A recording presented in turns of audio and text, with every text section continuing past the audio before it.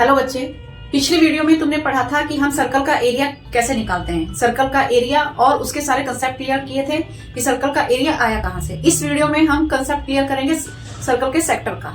पढ़ेंगे हम कि सेक्टर का एरिया क्या होता है और वो एरिया आया कहां से, उसके सारे कंसेप्ट क्लियर करेंगे। तो चलो शुरू करते हैं। सेक्टर, अच्छा पहले ये समझ लो कि सेक्टर होता क्या है।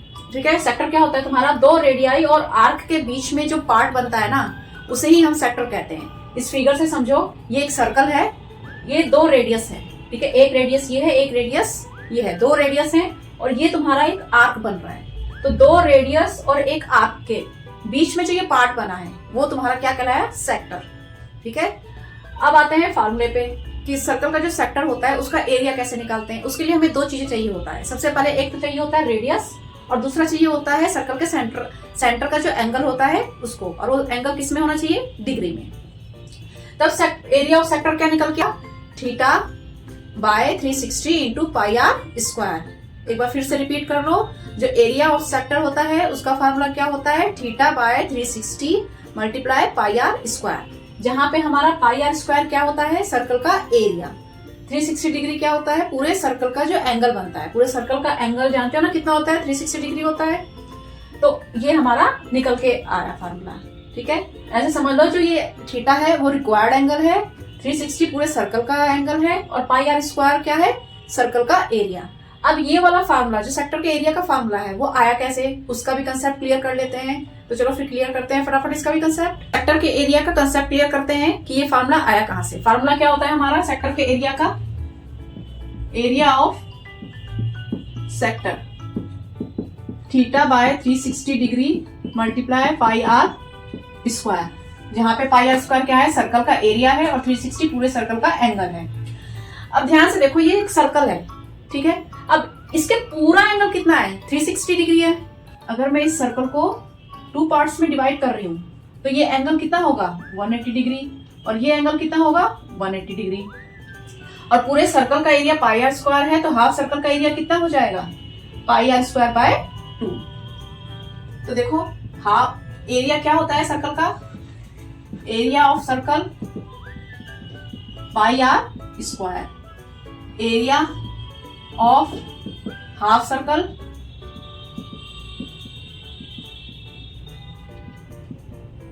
Half pi are square. That's clear. Now half pi are square area of half circle का जो है पाई आर स्क्वायर है। अगर मैं इसको एंगल की टर्म में लिखूं तो एंगल की टर्म में क्या होगा इसका? 180 degree by 360 degree into pi are square. ठीक है, अगर पूरे सर्कल को हमने दो पार्ट्स में डिवाइड किया और हाफ सर्कल का एरिया पाई आर स्क्वायर है तो उसका एंगल भी तो 180 डिग्री हो जाएगा। ठीक है, यानी कि 180 degree by 360 into pi are square. That's clear. अब अगर मैं इसको 4 पार्ट में डिवाइड करती हूं तब एंगल क्या होगा? 90 डिग्री। ये भी 90 डिग्री, ये भी 90 डिग्री, ये भी 90 डिग्री और ये भी 90 डिग्री। और सर्कल का एरिया जो है वो कितने पार्ट्स में डिवाइड हुआ? 4 पार्ट्स में। ये क्लियर हो रहा है ना कंसेप्ट? देखो, जब हम सर्कल को 2 पार्ट्स में डिवाइड कर रहे हैं तो एरिया हाफ हो जा रहा है। 4 पार्ट्स में डिवाइड करेंगे तो एरिया क्या हो जाएगा? 1/4। ऐसे ही एंगल 2 पार्ट्स में डिवाइड करोगे, पूरा एंगल 360 है, 2 पार्ट्स में डिवाइड करोगे तो 180 डिग्री होगा एक पार्ट का एंगल। 4 पार्ट में डिवाइड करोगे तो एक पार्ट का जो है एंगल कितना आएगा? 90 डिग्री। That's clear. तो अगर हम इसको 1/4 में डिवाइड कर रहे हैं तो ये तो 90 डिग्री एक एंगल है और एरिया भी क्या हो जाएगा सर्कल का? 1/4 हो जाएगा। ठीक है, क्या हो जाएगा? 1/4 आर स्क्वायर। और एंगल कितना हो जाएगा? 90 degree by 360 into pi are square. अब तुम देख रहे हो, जब अब ये कंसेप्ट थोड़ा सा ना क्लियर करने की कोशिश करो कि अगर जैसे जैसे अगर हम क्या कर रहे हैं, एंगल का जितना हिस्सा होता जा रहा है, इस बात पे ध्यान देना इस लाइन पे कि एंगल का जितना हिस्सा हम करते जा रहे हैं एरिया का भी उतना ही हिस्सा हो रहा है। इसमें अगर हम एंगल को 2 पार्ट्स में कर रहे हैं तो एरिया भी क्या हो रहा है? 2 पार्ट्स में डिवाइड हो रहा है।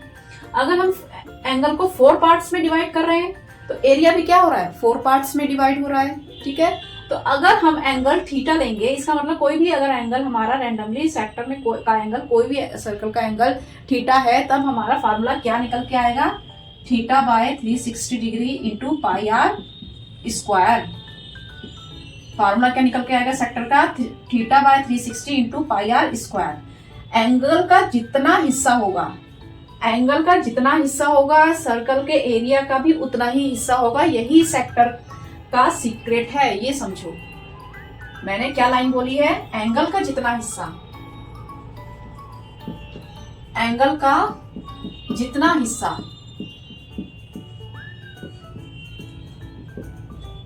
एंगल का जितना हिस्सा होगा तुम्हारा, ठीक है, एंगल का जितना हिस्सा होगा तुम्हारा, एरिया उतना ही हिस्सा होगा, एरिया का उतना ही हिस्सा होगा।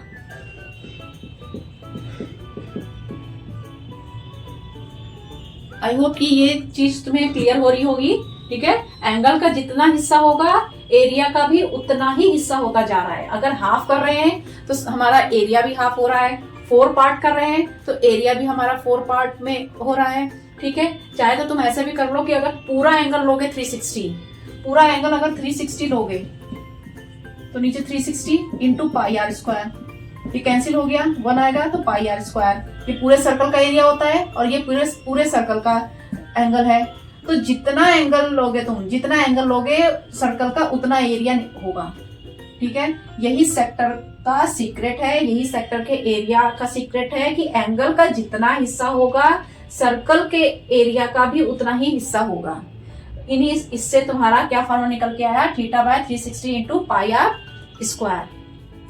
अब मान लो तुम्हें जैसे दे रखा है, तुम्हें कोई एंगल थीटा 30 दे रखा है, 30 डिग्री। सिंपल कहेगा कि सेक्टर के एरिया निकालो, तो क्या करोगे, सिंपल इस फार्मूले में रख दो। फार्मूला क्या है, theta by 360 degree into pi are square. Theta की जगह 30 डिग्री रखो, 360 degree into pi are square. R की भी वैल्यू दी होगी कुछ, यहाँ 22/7 रखना, ये कैंसिल कर देना, तो ये निकल के आएगा तुम्हारा, यहाँ पाई की वैल्यू 22/7, आर की जो भी वैल्यू दी होगी वो पुटअप करना और आंसर तुम्हारा निकल के आ जाएगा, ठीक है। ये जो थीटा है ना, ये थीटा तुम्हारे सेक्टर का एंगल है, ये वाला, ये जो थीटा है ये क्या है, सेक्टर का एंगल है। ये क्वेश्चन में ये वाला एंगल कुछ भी जो भी दिया रहेगा उसको फार्मूले में पुटअप करके आंसर तुम निकाल लेना, ओके। अब इसमें एक और चीज रह जाती है, ये तो है तुम्हारा माइनर सेक्टर का, पूरे सर्कल का एक छोटा सा पार्ट है, तो क्या है, माइनर सेक्टर। तो माइनर सेक्टर का क्या फार्मूला है, theta by 360 into pi are square. अब ये जो बचा है ये भी तो एक सेक्टर है, तो ये भी तो एक सेक्टर है, 2 रेडियाई और एक आर्क के बीच का तो पार्ट है। ये तुम्हारा कहलाया मेजर सेक्टर। क्या कहलाया, मेजर सेक्टर। इसका क्या फार्मूला होगा, इसका फार्मूला क्या होगा, इस पूरे एंगल में ये वाला माइनस कर दोगे तो ये वाला सेक्टर तुम्हारा निकल जाएगा। इस बात को समझो, इतना पार्ट तुम्हारा माइनर सेक्टर है, इतना पार्ट तुम्हारा मेजर सेक्टर है। इस पार्ट को, इस पूरे सर्कल में, अब जब मान लो ये एक पिज्जा है, इस पिज्जा में ही मैं ये वाली स्लाइस निकाल देती हूँ, तो तुम्हारे पास क्या बचा, ये वाला पार्ट, ये वाला स्लाइस मैंने निकाल दिया, तो तुम्हारे पास क्या बचा, ये वाला पार्ट, ये वाला तुम्हारा क्या कहलाया, मेजर सेक्टर। तो ये वाला पार्ट निकाला, तो इस पार्ट का अगर मुझे एरिया निकालना होगा तो मैं क्या करूंगी, इस पूरे में से ये वाला एंगल माइनस कर दूंगी, तो क्या निकल के आ जाएगा, मेजर सेक्टर का एरिया। इट मीन्स अगर हमें मेजर सेक्टर का एरिया निकालना है तो उसका फार्मूला क्या होगा, ये तो हो गया तुम्हारा माइनर सेक्टर का, किसका फार्मूला हो गया, माइनर सेक्टर का। अगर मुझे मेजर सेक्टर का निकालना होगा तो उसके लिए क्या करना पड़ेगा, ये थीटा है, 360 डिग्री में से थीटा माइनस कर देंगे, इस पूरे एंगल में से ये वाला एंगल माइनस कर दोगे तो ये वाला पार्ट निकल के आ जाएगा बाय 360 इंटू सर्कल के एरिया का फॉर्मूला, ठीक है। आई होप कि सारे कंसेप्ट क्लियर हो गए होंगे, सेक्टर क्या होता है, सेक्टर का एरिया क्या होता है और सेक्टर का एरिया कहाँ से आया, ये कंसेप्ट क्लियर कर लो। क्लियर करते हुए चलोगे तो सारे क्वेश्चन बिल्कुल आसान लगेंगे, ठीक है। और अगर वीडियो पसंद आई है तो लाइक सब्सक्राइब कीजिए, आगे और कंसेप्ट क्लियर करते हुए चलेंगे, हमारे साथ कंटिन्यू बने रहिए।